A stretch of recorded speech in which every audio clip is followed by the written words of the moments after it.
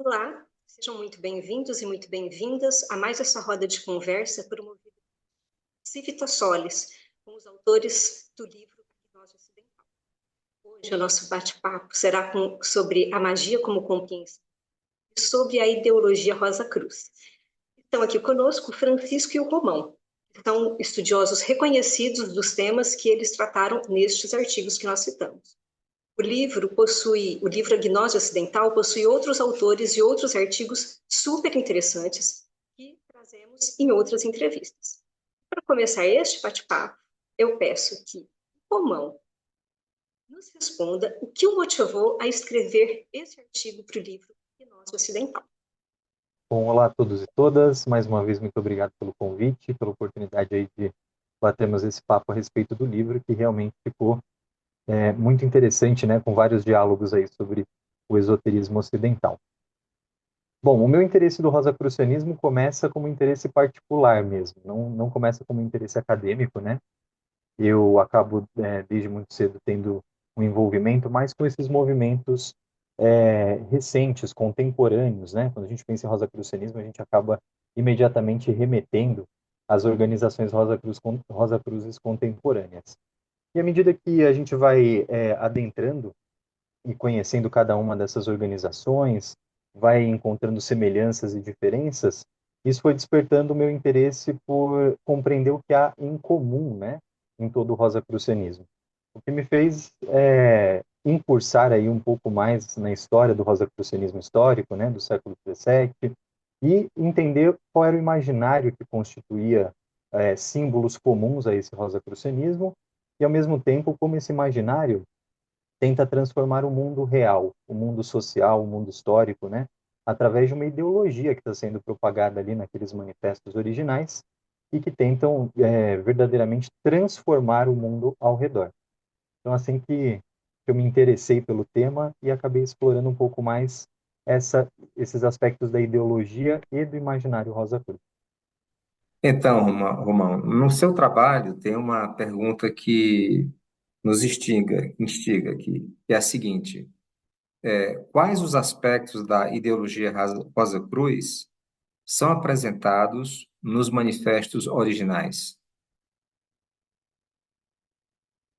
Nós temos, na verdade, essa questão do rosacrucianismo, de um ponto de vista histórico, já ter sido citado um pouco antes, né, do, dos manifestos virem à tona, mas os manifestos Rosacruzes, eles têm a característica de ser a primeira manifestação da própria ordem, né, ou daqueles que se dizem ligados à própria ordem, que vão surgir ali no comecinho do século XVII, né. E uma coisa interessante é que nessa esteira do esoterismo, do hermetismo, né, ele surge ali dentro de um grupo hoje mais aceito, é um grupo pietista, né, que é uma dissidência do luteranismo, uma dissidência que visa uma leitura mais mística, né, do próprio luteranismo. Ele traz algumas propostas que são propostas diretamente ligadas à transformação do mundo, que eles chamam de a reforma, né? Eles, inclusive, vão criticar aí o cristianismo católico, mas também trazem uma crítica ao próprio cristianismo da reforma, o cristianismo protestante. Eles dizem que essa reforma foi uma reforma incompleta, e a proposta dos Rosa Cruzes seria completar a reforma, né, que foi abandonada ou deixada de modo incompleto. E aí eles vão apontar algumas diretrizes, né, que é o combate à falsidade, o combate à escuridão, o combate à escravidão, e que aplicam, de certa forma, esses conhecimentos esotéricos que a gente está falando, né?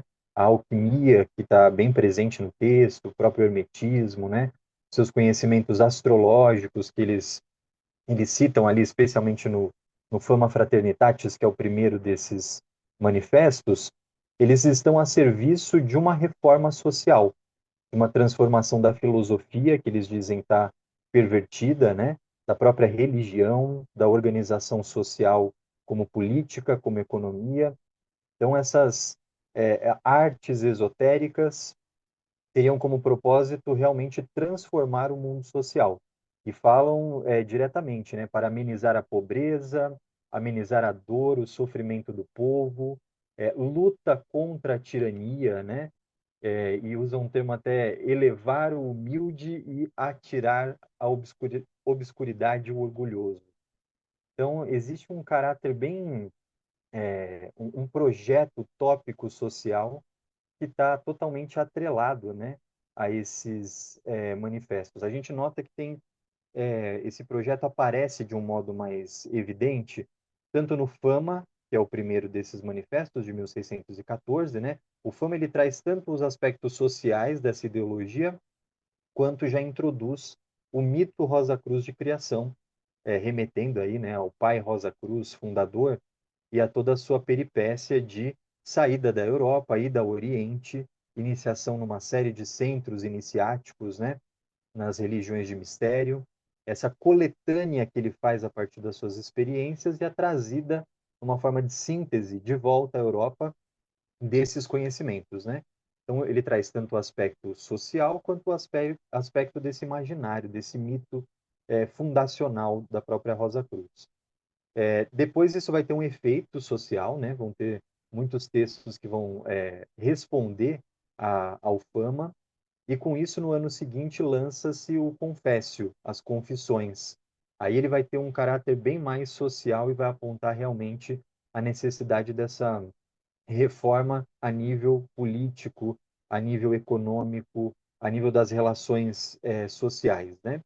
E aí nós vamos coroar com o Bodas um ano depois, mais centrado no aspecto do imaginário mesmo, detalhando um pouco mais não só a história de iniciação do próprio Christian Rosenkreuz, mas também o seu processo alegórico com o seu convite às bodas, né, as bodas alquímicas que se tornam um referencial, vamos dizer assim, do percurso iniciático de todo o movimento Rosa Cruz.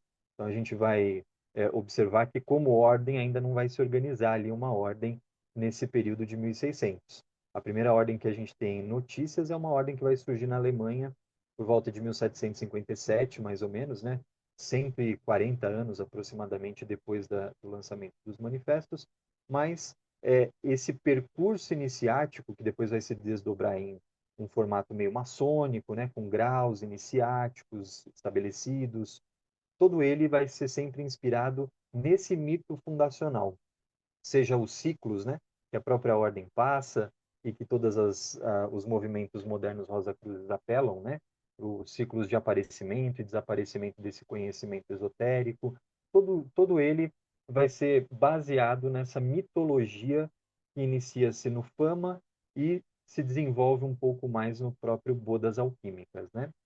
Então a gente cria uma leitura um pouco feita, né? Que é uma leitura mais desses aspectos da transformação do mundo por essa utopia Rosa Cruz, né? Então, por trás do esoterismo, por trás dos interesses e das organizações iniciáticas, tem uma ideologia que tenta transformar o mundo, né? E que a gente vai vendo que é pautada nessa espécie desse humanismo, né? Proposto nos manifestos originais. Eu gostaria de saber de você também, Romão, como o movimento Rosa Cruz se insere no contexto da sabedoria esotérica ocidental. Então, ele surge como um desdobramento de um grupo, né, que é esse grupo chamado pietista, né, numa organização que ocorre em Tübingen, na Alemanha, e ali tem uma série de intelectuais, né, é, teólogos, né, especialmente o Johann Valentin Andrei, que é uma figura muito associada, né, à possível autoria ou pelo menos mentoria desses manifestos iniciais. O próprio Tobias Hess, que era também um médico paraceusiano, né, então também é associado à alquimia. Então tem uma fermentação dessa reforma, desse contexto do luteranismo alemão, e surge dali, então, essa dissidência mais mística, né, dentro da própria igreja luterana, que é o pietismo. Então, esse é o pano de fundo, por assim dizer, da ascensão do rosacrucianismo como uma manifestação externa, né, que se coloca à disposição de ser visto pela sociedade através dos manifestos, né. esse grupo estava muito ligado, e tem, ao longo dos manifestos, a gente vê várias referências, especialmente no Bodas Alquímica, né? Várias referências ao hermetismo, várias referências à alquimia, a própria magia como sendo as três artes, né? As três artes praticadas pelos Rosa Cruzes, a própria cabala cristã, né? Com uma influência aí, uma leitura muito específica, né? Da cabala que se afasta um pouco da cabala judaica. Então a gente tem o rosacrucianismo como um cristianismo, mais um cristianismo que dialoga então com essas ciências herméticas, com essas ciências esotéricas que estão em ascensão nesse período. Eu acho que o rosacrucianismo ele vai ganhando força, né, à medida que ele vai especialmente se institucionalizando, né? Essa vai ser uma característica até de transmissão, por assim dizer, desses conhecimentos que a gente está falando, esotéricos, né, desse período, como o hermetismo, como a cabala cristã, né? E ele vai se tornar um pano de fundo para muitas organizações. Apesar de ele só se institucionalizar formalmente quando ele se aproxima da maçonaria, né, em 1757, ganhando ali a primeira ordem, a ordem da Cruz Dourada e da Rosa, que vai surgir nesse período, apesar de ali ele se institucionalizar, ele vai ser muito influente em vários pensadores a partir desse momento e vai se desdobrar em muitos movimentos, né? A gente pode pensar em momentos históricos mais contemporâneos, né? Como o surgimento de ordens na França, ordens na Inglaterra, como a Ordem Hermética da Golden Dawn, né? A Ordem da Aurora Dourada, na própria França, né? Naquele momento da Belle Époque, onde vão surgir diversas organizações, especialmente a Ordem Rosa Cruz Cabalística, né? Com uma ligação muito próxima com a Ordem Martinista. Então, a grande questão do rosacrucianismo é a preservação e a tentativa de transmissão desses conhecimentos de um modo sistemático, né? Ele vai se tornando institucionalizado, ele vai se tornando organizado na sua forma de transmissão, e aí a gente vê hoje, na atualidade, uma série, né, uma infinidade de organizações no Ocidente que tentam ter alguma ligação com o rosacrucianismo, né? Seja através de linhagens de descendência direta, ou seja por uma ligação espiritual a essa ideologia, a esse imaginário. Acho que essa é uma chave interessante da gente poder analisar, inclusive as organizações mais contemporâneas, né? Quais delas ainda propagam essa ideologia e esse imaginário, estão alinhadas a essa ideologia, esse imaginário original. Então, acho que o capítulo fala um pouco nesse contexto do rosacrucianismo. Bom, acho que a discussão do capítulo traz questões bem atuais, assim, acho que as preocupações dos Rosacruzes daquela época ainda nos aflige, né?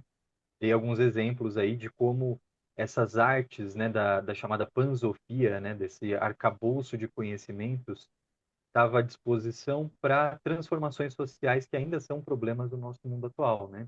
Falamos da pobreza, do sofrimento, da tirania, né? Das injustiças, da luta contra as injustiças. Então, eu vejo uma atualidade assim nesse debate da utopia Rosa Cruz, no sentido de aproximação, de diálogo como comunidade planetária, né? Agora expandindo um pouco mais, né, os nossos horizontes, os nossos diálogos, o quanto que cada uma dessas contribuições que o rosacrucianismo critica, aponta, né, críticas, por exemplo, que foram feitas ao Ocidente, ao Oriente à época, e que talvez estejam aí nos nossos noticiários agora, né, enchendo as notícias e sendo discutidos. Então, eu acredito que a pertinência do que eram as preocupações Rosa Cruzes continua muito intensa, né? Então, acredito que vale muito a pena a gente rever esses clássicos que trazem importantes contribuições aí para o nosso debate atual.